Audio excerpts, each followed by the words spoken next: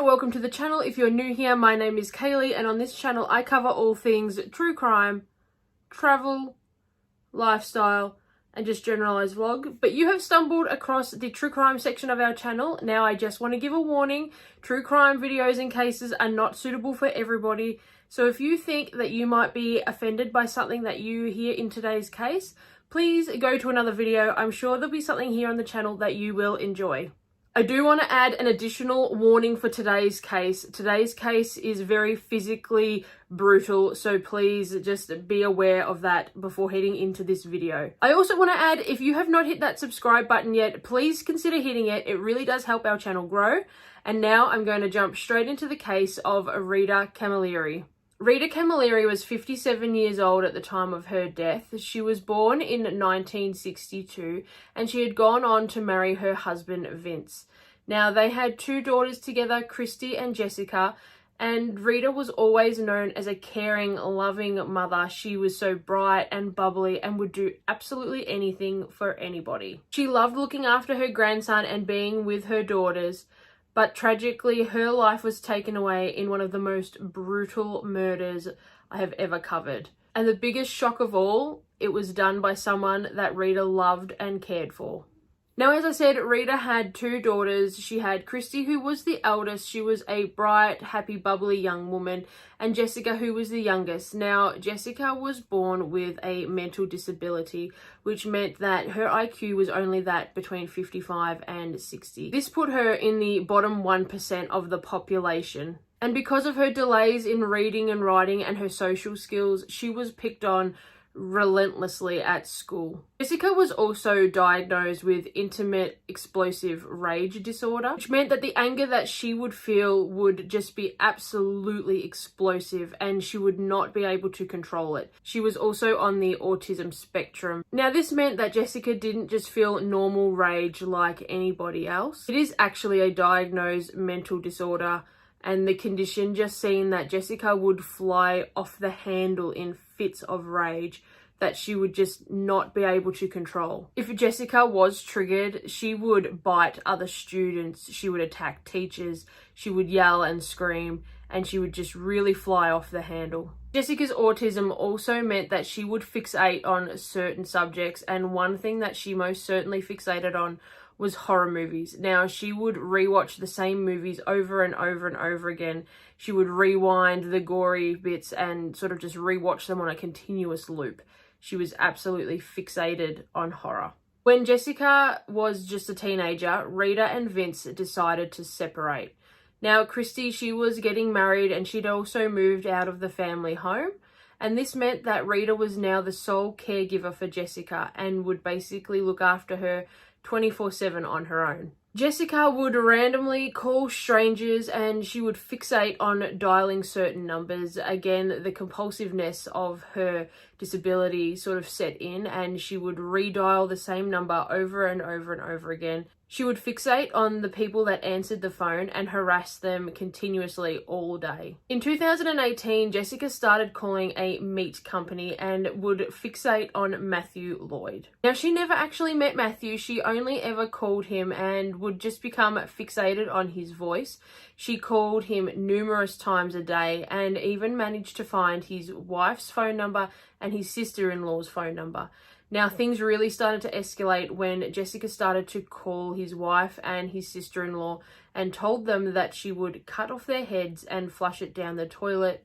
She would become enraged if Matthew tried to hang up the phone, or if, he got a bit aggravated on the other end, he would cop abuse from Jessica as well. It got so bad that Matthew ended up getting a contact number for Rita and calling through to say that it needs to stop. It was absolute harassment by this point, and they just really couldn't take it anymore. Throughout this time that Jessica is making all these numerous calls to all these different numbers, but in particular to Matthew, she also gets banned from the local doctor's surgery after she attacked a nurse that was working there at the time. Once Rita finds out how severe the phone calls are going, Jessica is then admitted into the Nepean psychiatric unit for 9 days. While she's there, she is put on multiple different medications, but once she is released, she ceases taking any of her medication. On the 19th of July 2019, Rita discovers that Jessica is once again calling all of these numbers and harassing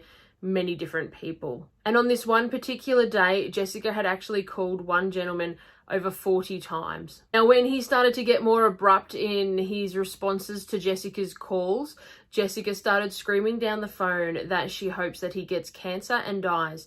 This is what sort of brings Rita's attention to everything that is happening. So Rita takes Jessica down to the local police station in the hopes that they will explain to her that what she is doing is wrong, and it might sort of, make her think twice about actually making all of these phone calls and abusing people down the phone. Then on the 20th of July 2019, the very next day, Rita's life was tragically taken away. Now, on this day, Rita had agreed to look after her grandson, Christy's son. Now, he was just 4 years old at the time, but Jessica did not like sharing the attention with anybody. So the fact that Rita was now looking after Jessica's nephew, that sent Jessica into just a rage of jealousy. Later in that morning, Mrs. Hurd, the neighbor from next door, comes over to Rita's home, and now she's having severe chest pains. Rita is asked if she can help get Mrs. Hurd to the doctors, and of course she agrees to do that. But this again upsets Jessica. She is now sharing her mother's attention with not only her nephew, but also the neighbor. Now, as they get ready to go and take Mrs. Hurd into the doctor's surgery or to the hospital, Jessica starts lashing out at her nephew, saying that, he's taking too long, this is all his fault, that they now have to, get ready to go, and just starts really blaming everything on her nephew. Even in the car, Jessica started yelling and screaming at Rita because Rita had brought her grandson with them. Now, remember, he was only 4 years old, and Jessica didn't understand that he couldn't just stay at home by himself. He did, in fact, need to come with them. While they're waiting at the doctor's surgery, another argument starts between Jessica and Rita when Jessica accuses Rita of embarrassing her in front of another gentleman who's sitting in the waiting room. The screaming match is very loud and escalates to the point where other people sort of have to get up and move away. Once they return home later that evening, Jessica's mood does not improve at all, and Rita decides to call a doctor to come to the home. When the doctor arrives, Jessica refuses to actually even see the doctor, and this results in the doctor leaving without even seeing Jessica at all.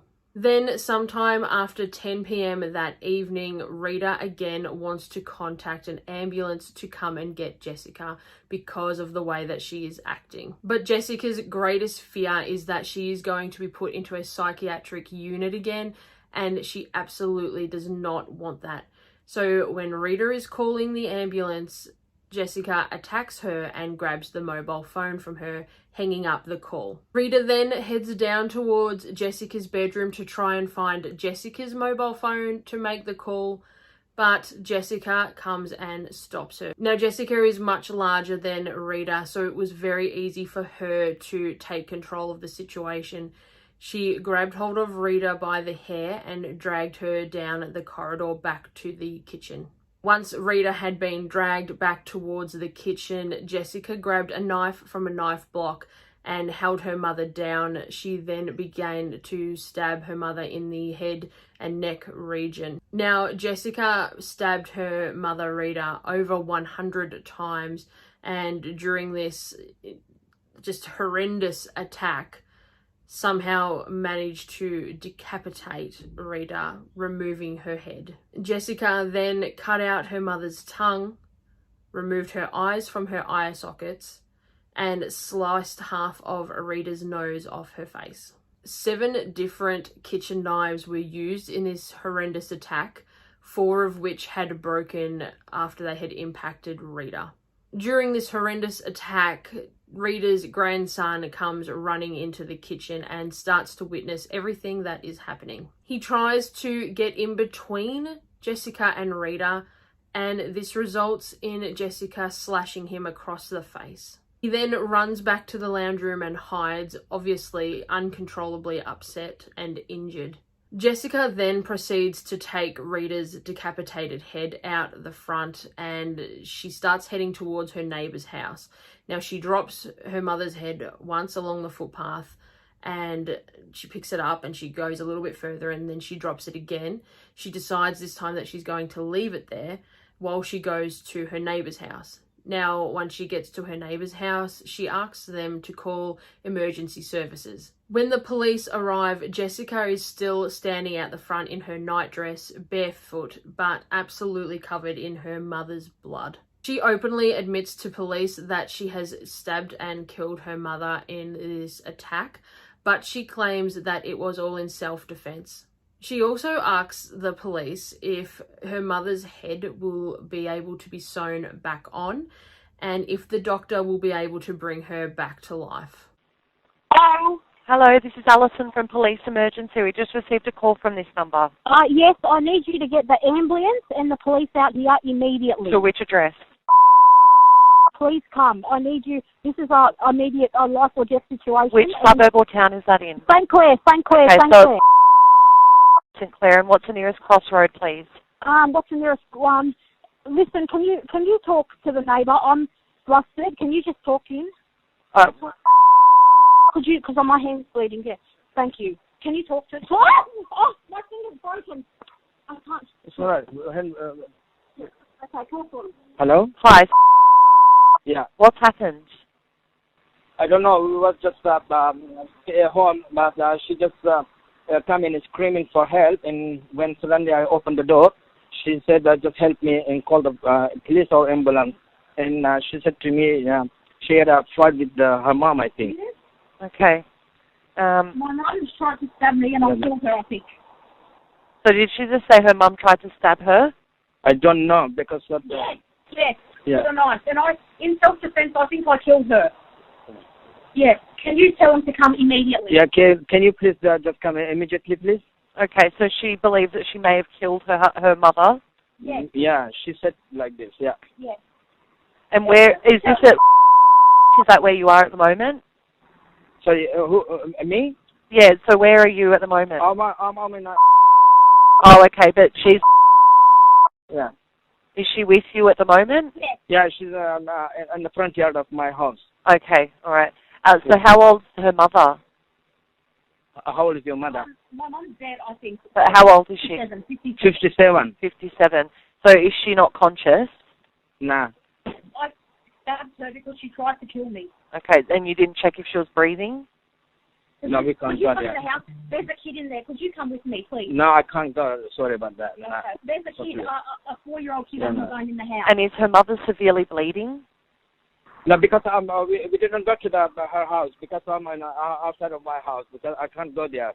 Okay. Yeah, please. Okay, so do you know what the lady's name is? And my fingers are broken. My Yeah, fingers are broken. her mother was just his name, her name. Rita Camilleri. Is that your name? Is that the lady's name who called? Yes. Can I talk to her? Lady, can you hear me? Yes, I can. Your name's Jessica? My fingers are broken. Okay. Mum has had enough of me because I admit I've been a challenge and this ongoing thing's been going for months anyway. She had enough of me. She grabbed me by the hair and dragged me from my room all the way to the kitchen, and she got a knife and she tried to stab me with it, and I grabbed the knife off her because I thought she was going to stab me, so I stabbed her back. And I was so heated up with anger, I just kept stabbing her, and I took off her head. Her head is, I ran to my neighbour, not this neighbour, my other neighbour before this one, who's on the other side. He was at work. I told him to call the ambulance and the police immediately. He's going to do so, but no one's at home because everyone in the family is at work now. Okay. So he wasn't much help. He said, all I can do is I'll call the police and the ambulance to my address, and I thought it was going to take a bit of time, so I ran to my other neighbour on the other side. Okay. And I had my mum's head in my hand. I know this sounds insane, but I was taking it for evidence to show the neighbour. In the struggle, in the frustration, I didn't know what I was doing. I cut her head off. I chopped her head off with a knife. Okay, what type of knife was it? There was all sorts of knives. There was about 7 knives I was stabbing her with. A few of the knives broke. When that knife broke, I got another one and did the same. Where's the knives now? They're all in the kitchen. There's blood everywhere. Yeah. And you're outside the house? Yes. The ambulance and the police have rocked up. Do you want to stay on the phone? No, that's okay. What's your phone number, Jessica? Look, You're better off. This is my mum's phone number, but my mum's not here anymore. Okay, she's gone. Okay, what's your date of birth? October 12th, 1993. Over here. All right, I'll let you go speak to the police. Yeah, hang up, okay? Okay, bye. I can't, I'm full of blood. Jessica was arrested at the scene, and during her police interviews, she again says that it was all in self-defense, but she later recants and explains that everything that she had done was actually her own doing. During her trial, her sister made a statement saying that she will never be able to forgive Jessica for what she has done. And when it came to being found guilty or not guilty, Jessica was actually found not guilty of murder, but guilty of manslaughter. After she was found guilty of manslaughter, Jessica was sentenced to 21 years and 7 months imprisonment with a minimum serving time of 16 years and 2 months. So, like I said, this case is just brutal. I mean, absolutely brutal. Jessica clearly has not been a very well young woman her entire life, but poor Rita, you know, she was Jessica's only friend in the end. She was the only person who was really putting up with her sort of her behavior and how her life was going, and she was just taken away just absolutely tragically. I have my deepest sympathies go out to Rita's other daughter and her grandson, Christy. I just could not imagine what those poor people are going through. So my deepest sympathies go out to them and anyone of Rita's family, connections, friends. Again, I say, if you have not subscribed to the channel, please consider hitting that subscribe button. It really does help our channel grow. Please remember to take care of yourselves and each other, and I'll see you in the next video. Bye.